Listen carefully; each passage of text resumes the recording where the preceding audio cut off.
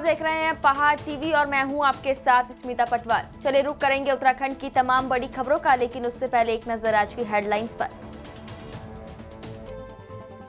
CM Dhami ने किया मसूरी जिला चिकित्सालय में डीएलएफ फाउंडेशन द्वारा दी गई सीटी स्कैन मशीन का लोकार्पण।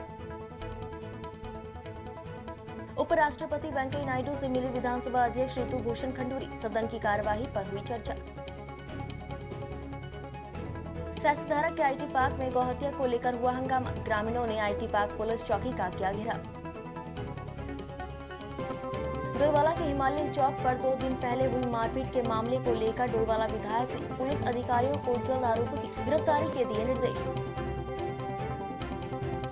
पलटन बाजार में चोर ने एक साथ 3 दुकानों के शटर काट चोरी की वारदात को दिया अंजाम, सीसीटीवी में कैद हुई सारी घटना। चंपावत, लालकुआं, जागेश्वर, रुड़की और कपकोट, ये वो 5 विधानसभा सीट है जहां ये मुख्यमंत्री पुष्कर सिंह धामी के उपचुनाव लड़ने की अटकलें लगाई जा रही हैं। अब इनमें एक और सीट का नाम जुड़ गया है, वो है देहरादून जिले की कैंट विधानसभा सीट। बहुत संभव है कि धामी कैंट सीट से उपचुनाव लड़े। ये विधानसभा सीट भाजपा का अभेद किला रही है। भाजपा नेता स्वर्गीय हरबंश कपूर इस सीट से लगातार 8 बार विधायक चुने गए हैं। हाल में हुए विधानसभा चुनाव में उनकी पत्नी सविता कपूर ने इस सीट पर 9वीं बार भाजपा को जीत दिलाई है। धामी के लिए इस सीट को सबसे मुफीद माना जा रहा है और पार्टी के भीतर इसे लेकर भी विचार विमर्श शुरू हो गया है। विधानसभा के चुनाव परिणाम आने के बाद धामी को मुख्यमंत्री बनाने के लिए भाजपा के 5 नवनिर्वाचित विधायकों ने सीट छोड़ने का ऐलान किया था। अब जबकि धामी मुख्यमंत्री बन चुके हैं तो उसके बाद वो कहां से उपचुनाव लड़ेंगे, इसे लेकर सियासी गलियारों में कयासबाजी का दौर चल रहा है। जो भाजपा विधायक मुख्यमंत्री धामी के लिए अपनी सीट छोड़ने की पेशकश कर चुके हैं उनमें चंपावत विधायक कैलाश गहतोड़ी, लालकुआं विधायक डॉक्टर मोहन सिंह बिष्ट, जागेश्वर विधायक मोहन सिंह मेहरा, रुड़की विधायक प्रदीप बत्रा और कपकोट के विधायक सुरेश गढ़िया शामिल है। इनके अलावा खानपुर के निर्दलीय विधायक उमेश कुमार ने भी धामी के लिए अपनी सीट छोड़ने का ऐलान किया था। चर्चा है कि पार्टी के भीतर एक सुझाव ये दिया गया है कि धामी को भाजपा की सर्वाधिक सुरक्षित सीट कैंट से उपचुनाव लड़ाया जाए, क्योंकि ये सीट देहरादून जिले की हर भाजपा का गढ़ मानी जाती है। इसलिए इस पर गंभीरता से विचार किया जा रहा है। मुख्यमंत्री पुष्कर सिंह धामी कल हरिद्वार पहुंचे, जहां वो पतंजलि योगपीठ में चल रही श्री राम कथा में शामिल हुए। सीएम धामी का स्वागत स्वामी रामदेव ने किया। इस दौरान आचार्य बालकृष्ण भी मौजूद रहे। आपको बता दें कि मुरारी बापू की कथा सुनने सीएम धामी पतंजलि योगपीठ पहुंचे थे, जिसके बाद मुख्यमंत्री पुष्कर सिंह धामी ऋषिकुल आयुर्वेदिक कॉलेज पहुंचे और उन्होंने रक्तदान शिविर का उद्घाटन किया।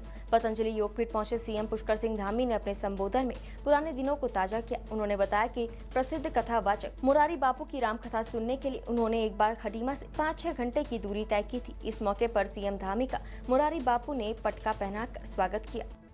तैयार कर लिया है और ड्राफ्ट को हमने पहली मंत्रिमंडल की बैठक में उस पर चर्चा हो गई है और सर्वसम्मति से उसको आगे बढ़ा दिया है। जल्दी ही हम कमेटी के नाम फाइनल करेंगे और कमेटी जल्दी ड्राफ्ट बनाएगी। हमारी कोशिश है जल्दी से जल्दी लागू हो और हम तो ये भी उत्तराखंड के अंदर इसको लागू करेंगे ही, हम तो देश के अन्य प्रदेशों से भी अपेक्षा करेंगे कि सारे प्रदेश इसको लागू करें। जल्दी का लेकिन कब तक कोई समय सीमा निर्धारित की आपने इसके लिए? जल्दी जैसे ड्राफ्ट बन जाएगा बहुत जल्दी हो जाएगा। मसूरी में 23 मांग लंबे समय चली आ रही है, लेकिन अभी तक किसी घोषणा नहीं, लोगों को बड़ी परेशानी हो रही है। उसके लिए हम लोग व्यवस्था करेंगे। किस तरह की व्यवस्था? मसूरी में पुष्कर सिंह धामी द्वारा मसूरी जिला चिकित्सालय में डीएलएफ फाउंडेशन द्वारा दी गई सीटी स्कैन मशीन का लोकार्पण किया गया। उसके बाद मसूरी टाउन हॉल में आयोजित भाजपा के द्वारा स्वागत समारोह में शिरकत की, जहां पर कैबिनेट मंत्री गणेश जोशी, भाजपा मंडल अध्यक्ष मोहन पेटवाल, पूर्व पालिका अध्यक्ष ओपी उनियाल और भाजपा के सभी मोर्चों के पदाधिकारियों ने विशाल फूल की माला पहनाकर मुख्यमंत्री पुष्कर सिंह धामी का स्वागत किया। भाजपा मंडल अध्यक्ष मोहन पेटवाल ने मसूरी की कई समस्याओं को लेकर मुख्यमंत्री का ध्यान आकर्षित किया। उन्होंने कहा कि मसूरी में सर्वे ऑफ इंडिया की सैकड़ों बीघा जमीन बेकार पड़ी है, जहाँ पर रोजगार परक इंस्टीट्यूट बनाए जा सकते हैं। वहीं गणेश जोशी ने मुख्यमंत्री पुष्कर सिंह धामी की सराहना करते हुए कहा कि आज मुख्यमंत्री पुष्कर सिंह धामी के नेतृत्व में प्रदेश चौमुखी विकास कर रहा है। उत्तराखंड विधानसभा अध्यक्ष ऋतु भूषण खंडूरी ने गुरुवार को अपने दिल्ली प्रवास के दौरान उपराष्ट्रपति वेंकैया नायडू से शिष्टाचार भेंट की। इस दौरान विधानसभा अध्यक्ष ने उपराष्ट्रपति को बद्रीनाथ धाम का प्रतीक और पुष्पगुच्छ भेंट किया। शिष्टाचार भेंट के दौरान उपराष्ट्रपति ने ऋतु भूषण खंडूरी को उत्तराखंड की प्रथम महिला विधानसभा अध्यक्ष चुने जाने पर बधाई और शुभकामनाएं दी। इस अवसर पर विधानसभा अध्यक्ष ने उत्तराखंड के विकास से संबंधित विभिन्न विषयों पर उपराष्ट्रपति से चर्चा की। वहीं उपराष्ट्रपति ने ऋतु भूषण खंडूरी से विधानसभा अध्यक्ष के तौर पर प्रथम बार सदन संचालन के अनुभव के बारे में भी बातचीत की। 3 मई को चारधाम यात्रा का आगाज होने जा रहा है, जिसके लिए चारों धामों गंगोत्री, यमुनोत्री, बद्रीनाथ, केदारनाथ में तैयारियां शुरू हो गई है। यात्रा की शुरुआत यमुनोत्री धाम से होती है, जिसके बाद श्रद्धालु गंगोत्री और बद्रीनाथ, केदारनाथ के दर्शन के लिए जाते हैं। विश्व प्रसिद्ध यमुनोत्री धाम के कपाट 3 मई को अक्षय तृतीया के पावन पर्व पर मां यमुना यानी यमुनोत्री के कपाट देश और दुनिया के लिए खोल दिए जाएंगे, जिसकी कल चैत्र शुक्ल खष्टी और मां यमुना के जन्मोत्सव के पावन पर्व पर यमुनोत्री मंदिर समिति के तीर्थ पुरोहितों ने मां यमुना के शीतकालीन प्रवास खरसाली में यमुनोत्री धाम के कपाट खुलने का समय तय किया गया है। जय श्री यमुने। आज चैत्र शुक्ल षष्ठी माँ यमुना जी के जन्मोत्सव, जिसे यमुना छठ भी कहते हैं, इस पावन पर्व की संपूर्ण देशवासियों, प्रदेशवासियों को हार्दिक शुभकामनाएं। माँ यमुना जी के इस मंदिर में आज हम तीर्थ पुरोहित यमुनोत्री धाम के इस पावन अवसर पर माँ यमुना जी के जो कपाट खुलने हैं उसका शुभ मुहूर्त आज तय किया गया।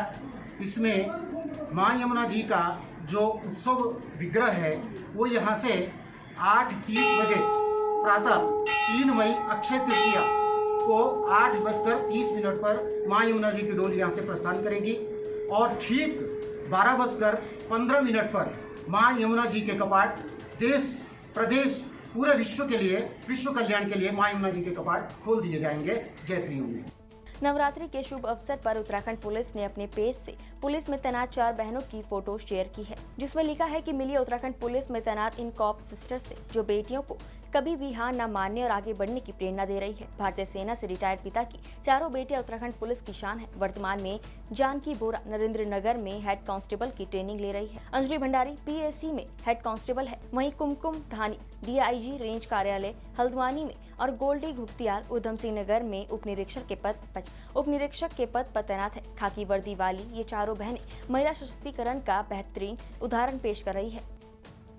अलीगढ़ मुस्लिम यूनिवर्सिटी में हिंदू देवी देवताओं पर आपत्तिजनक बातें लिखने को लेकर लोग एएमयू और प्रोफेसर की निंदा कर रहे हैं। वहीं हरिद्वार के साधु संतों ने भी हिंदू धार्मिक भावना को ठेस पहुंचाने के लिए प्रोफेसर डॉक्टर जितेंद्र कुमार की निंदा की है। इस पर अखिल भारतीय परिषद के अध्यक्ष रविंद्र पुरी और सांभवी धाम के पीठाधीश्वर स्वामी आनंद स्वरूप ने अपना आक्रोश दिखाया है। अखिल भारतीय अखाड़ा के अध्यक्ष रविंद्र पुरी ने कहा कि लगातार असामाजिक तथ्यों द्वारा हिंदू धर्म को बदनाम करने की साजिश रची जा रही है और अब वो समय आ गया है जब हिंदू लोगों को एक होना होगा, क्योंकि आए दिन कोई ना कोई हमारे हिंदू देवी देवताओं पर टिप्पणी करता है, जिसका अब हमें जवाब देना होगा। सांभवी धाम के पीठाधीश्वर स्वामी आनंद स्वरूप ने कहा कि एएमयू प्रशासन प्रोफेसर को तत्कालीन निलंबित करें और हिंदूवादी संगठन जितेंद्र कुमार जहां पर भी दिखे उसे तो थप्पड़ मार कर ये बताया जाए कि आज का हिंदू जागरूक है। साथ ही साधु संतों ने योगी सरकार से आग्रह किया कि जल्द से जल्द इस धर्म विरोधी को गिरफ्तार किया जाए।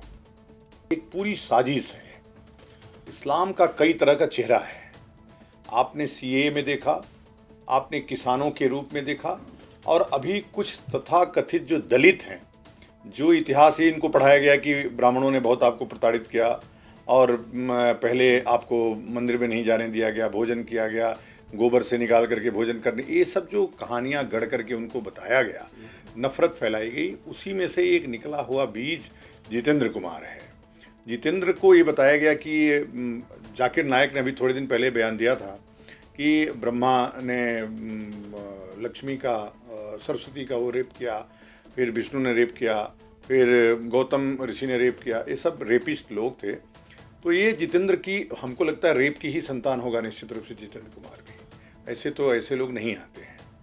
हमारा कहना यह है कि एक तो वहाँ उत्तर प्रदेश में हिंदुत्ववादी योगी की सरकार है, तत्काल उसके ऊपर रासुका और आउपा जैसी धाराओं में मुकदमा दर्ज करना चाहिए, क्योंकि अब वो लिपापोती शुरू हो गई है। 2 सदस्यीय कमेटी बना दी गई है, उनको 100 का नोटिस जारी कर दी गई है। ये नोटिस करके 2 दिन में उसको निपटा देंगे और माफ़ी मांग लिया है ऑलरेडी। तो हम कहते हैं कि हम उसको चौराहे पे बुलाएं और हम उसको उसका गर्दन उतार दें और उसके बाद माफ़ी मांग लेंगे उसके माँ बाप से, वही हमसे गलती हो गई। तो ये तो उसी तरह का अपराध है ना, जिस तरह की बात वो किया है, उसके लिए प्राणदंड से कम कुछ नहीं है। और आउपा और लगा करके भारत सरकार को यह दिखाना चाहिए कि वह केवल मुसलमानों के साथ नहीं खड़ी है, हिंदुओं के साथ भी खड़ी है। जिस धर्म को 100 करोड़ लोग मानते हैं, जिस धर्म में 100 करोड़ लोग जिसके आराध्य हों, उसको सीधे सीधे रेपिस्ट, क्या वो जितेंद्र कुमार ये बता सकता है कि मोहम्मद साहब ने 6 वर्ष की बच्ची के साथ रेप किया? क्या आप बता सकते हैं कि मोहम्मद साहब रेपिस्ट थे? अगर ये नहीं बता सकते तो उनकी हिम्मत इसलिए नहीं कि इस्लाम के लोग, इस्लाम को मानने वाले लोग अभी तुरंत उसकी गर्दन उड़ा देंगे, इस डर से नहीं। हिंदू समाज के लोग भी इस तरह से खड़े होंगे कि अगर उनकी देवी देवता के ऊपर कोई कुछ करेगा तो उसकी गर्दन उड़ा देंगे। उस दिन से जबान बंद हो जाएगी।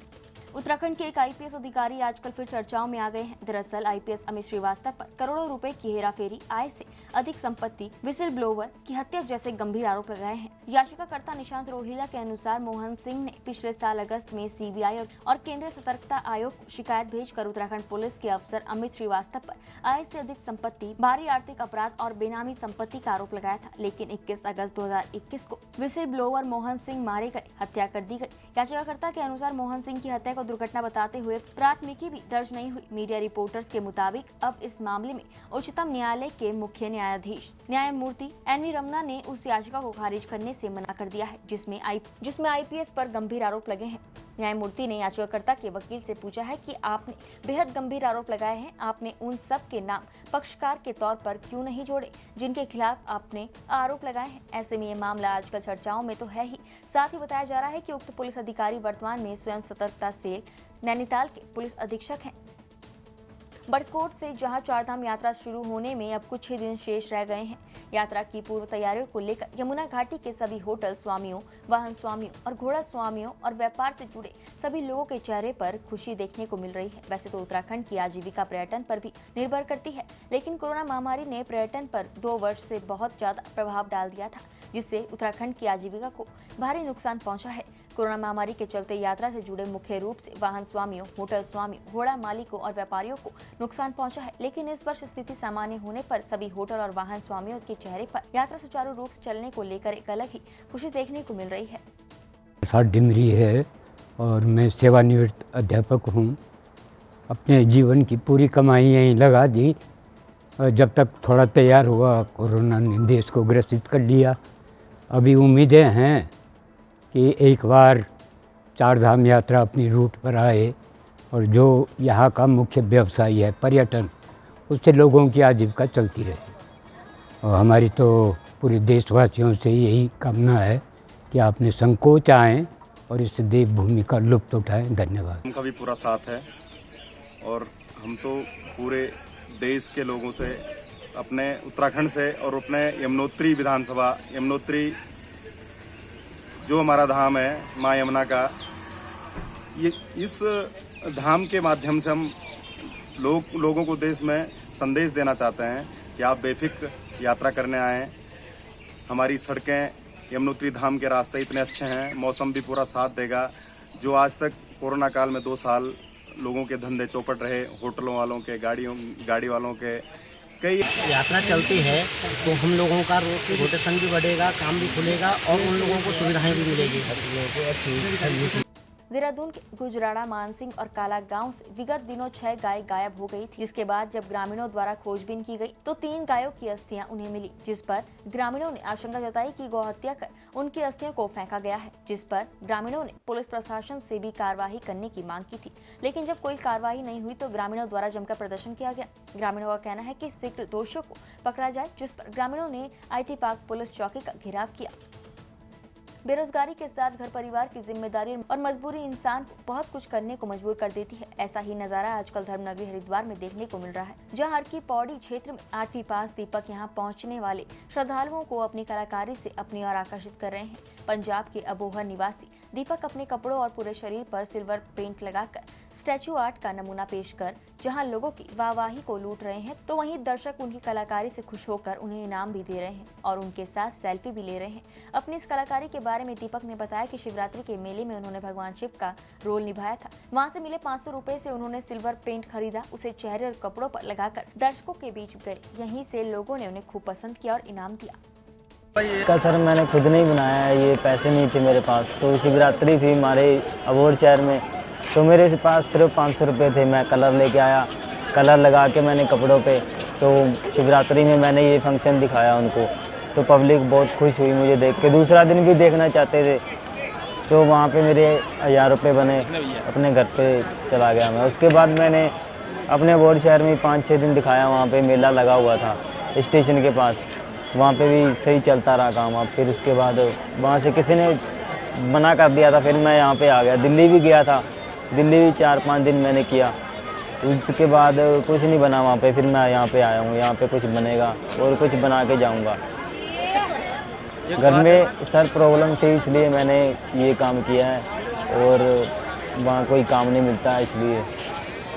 आपने भी मतलब नहीं देता भी नहीं है सर, कुछ ना भी देंगे तो कोई नहीं चलेगा, कुछ तो दे के जाएगा कोई तो कोई। 100 में से 50 जने, 100 जने, 10 जने तो दे के जाएंगे। सर मैंने खुद नहीं, मुझे आता था, डांस भी आता है, सब कुछ आता है। मैंने छोड़ रखा था सब कुछ करने के लिए, तब शादी नहीं हुई थी मेरी, वैसे कवारा था। अब शादी हो गई, पैसे नहीं थे, ना कोई काम अच्छा चल रहा था, तो मैंने ये काम स्टार्ट कर दिया। फिर सिल्वर कलर ला के पेंट और कर दिया मैंने। आप डेली के मतलब आपको डेली के सर मुझे 500-600 बन जाते हैं, 700-800 रुपये, 1000 रुपये बन जाते हैं।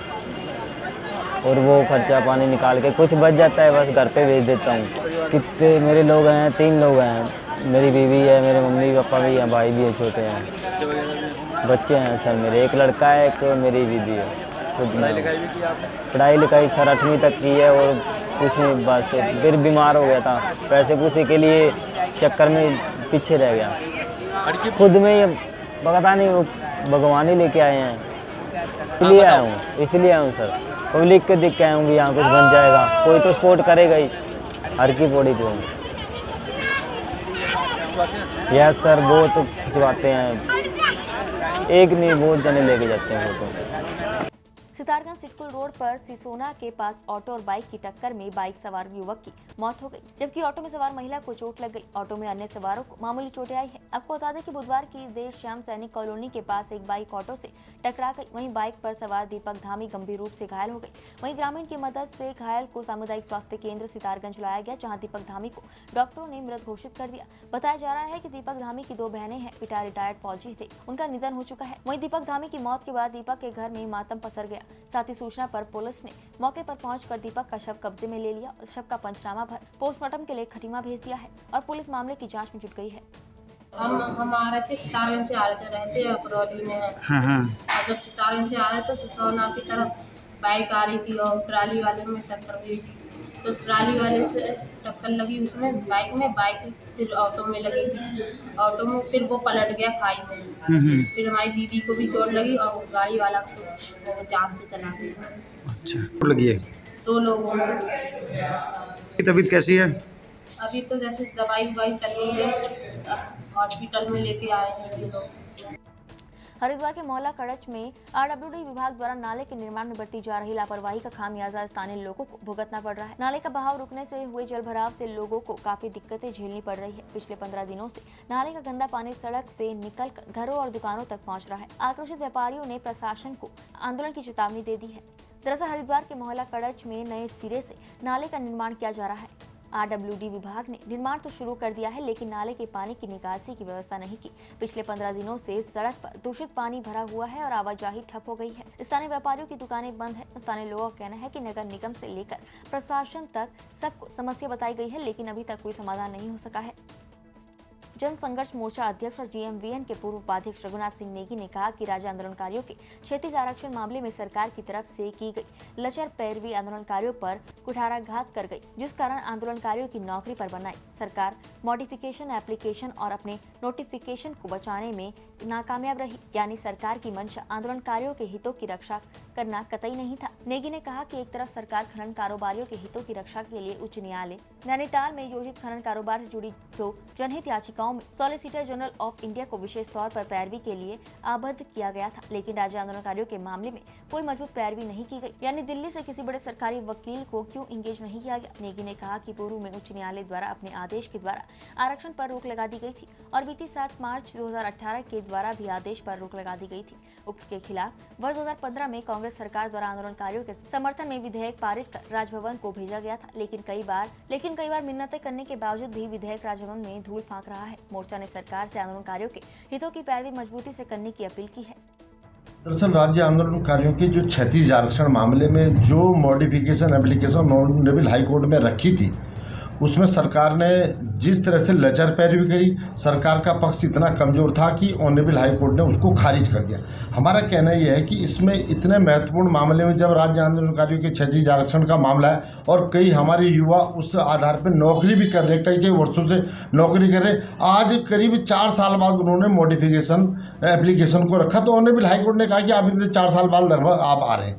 इसमें अगर मजबूत पैरवी हो जाती, जिस तरह से सरकार खनन मामले में खनन कारोबारियों को फ़ायदा पहुंचाने के लिए solicitor general of India Tushar Mehta ji को अवगत कर सकते हैं, उनको एंगेज कर सकते हैं, तो क्यों नहीं सरकार ने इस मामले में मजबूत पैरवी करी?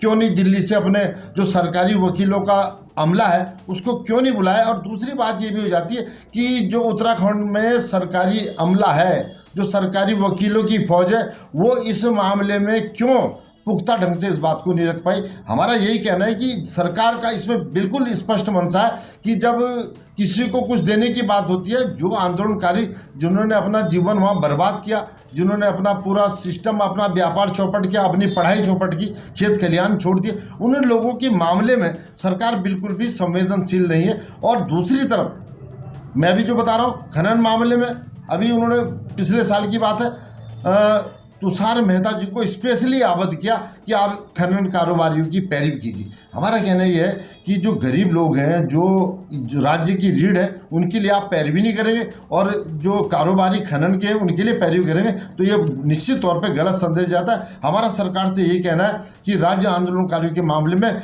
दोबारा से मजबूती के साथ इसमें पैरवी करें, जिससे उनकी नौकरी बरकरार रहे, उनका सम्मान बरकरार रहे। स्वास्थ्य के क्षेत्र में 7 अप्रैल का दिन विश्व स्तर पर महत्वपूर्ण होता है। हर साल 7 अप्रैल को विश्व स्वास्थ्य दिवस मनाया जाता है। पिछले सालों में कोरोना महामारी ने विश्व स्तर पर अपना प्रकोप दिखाया। दुनिया के लगभग हर देश में संक्रमण का प्रसार हुआ। ऐसे में विश्व स्वास्थ्य संगठन ने हर स्तर पर प्रयास किया सभी को स्वास्थ्य सेवाएं उपलब्ध कराई जा सके, जिसको लेकर केंद्र सरकार और राज्य सरकार ने गंभीरता दिखाते हुए आज से स्वास्थ्य से जुड़े सभी कार्यक्रम की शुरुआत कल से स्वास्थ्य से जुड़े सभी कार्यक्रम की शुरुआत की, जिसमें स्थानीय जनप्रतिनिधि और स्वास्थ्य कर्मियों द्वारा सामुदायिक स्वास्थ्य केंद्र लंडोरा में लोगों को स्वास्थ्य के बारे में जानकारी दी गई। डोईवाला के हिमालयन चौक पर 2 दिन पहले हुई मारपीट का एक वीडियो सोशल मीडिया में वायरल हो रहा था। वायरल वीडियो जोली ग्रांट के हिमालयन चौक के पास का है। वीडियो में सफेद कलर की स्कॉर्पियो से 4 लड़के धारदार हथियारों से चौक के पास खड़े लड़कों पर हमला करते हुए मारपीट कर रहे हैं। वीडियो में स्थानीय लड़कों पर गंभीर हमला होने से क्षेत्र के लोगों में काफी रोष है। हालांकि मारपीट के मामले में डोईवाला पुलिस ने कड़ी कार्रवाई करते हुए आरोपियों पर गंभीर धाराओं में मुकदमा दर्ज कर पुलिस की टीम आरोपियों की धरपकड़ में जुटी हुई है और घटना के मुख्य आरोपी को पुलिस ने गिरफ्तार भी कर लिया है। जोली ग्रांट में हुई मारपीट के मामले की गंभीरता को देखते हुए डोईवाला के विधायक ब्रजभूषण गैरोला, मारपीट में घायल के पिता राकेश पटवाल और तमाम भाजपा नेताओं ने आईपीएस अधिकारी, एएसपी, प्रभारी निरीक्षक चंद्रशेखर आर घोड़के से मारपीट के आरोपियों को जल्द गिरफ्तार कर कठोर कार्रवाई की मांग की है। ये क्राइम क्या है, उनको नहीं छोड़ा जाएगा। अभी एसओ ने मुझे जानकारी दी है, कल भी मेरी बात हुई थी। जैसे मेरे को जानकारी में आई है कि ऐसी घटना हो गई है, तो मुझे एसओ साहब ने मुझे सारी जानकारी दी थी कोतवाल ने कि अपराधियों को पकड़ने के लिए लगातार पुलिस कर रही है और अभी जानकारी मिली कि एक तो पकड़ा गया है और जो 2 अन्य हैं उनको भी जल्दी बहुत पकड़ने के लिए पुलिस लगी हुई है। और हमारे क्षेत्र में कोई भी क्राइम बर्दाश्त नहीं किया जाएगा।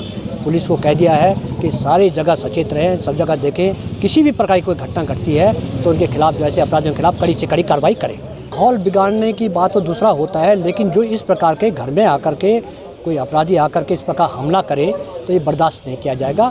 कानून के हिसाब से उनके खिलाफ कड़ी कार्रवाई की जाएगी।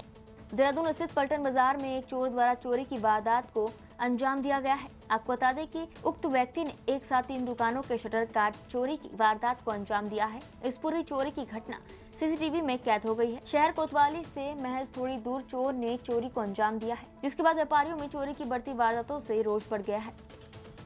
उत्तराखंड की तमाम बड़ी खबरों में फिलहाल इतना ही। बाकी खबरों के लिए देखते रहिए पहाड़ टीवी। नमस्कार।